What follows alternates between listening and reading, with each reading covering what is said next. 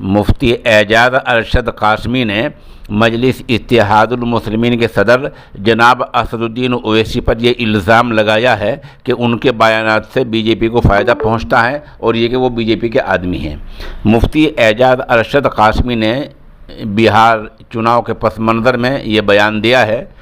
हमें ये भी देखना होगा कि इस दुनिया में हर चीज़ दलील और सबूत के तौर पर मानी जाती है। हमें उस दिन का इंतज़ार है जिस दिन मुफ्ती एजाज अरशद कासमी इन बातों का सबूत पेश करेंगे।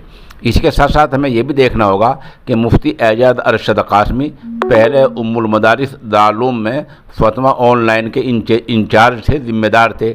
वहाँ से वो किस बैकग्राउंड में, किस पस मंज़र में निकले हैं। इस तरह वो दिल्ली में रहकर एक पार्टी बना चुके हैं पहले, उसका अब क्या हुआ है और वो फ़िलहाल क्या कर रहे हैं।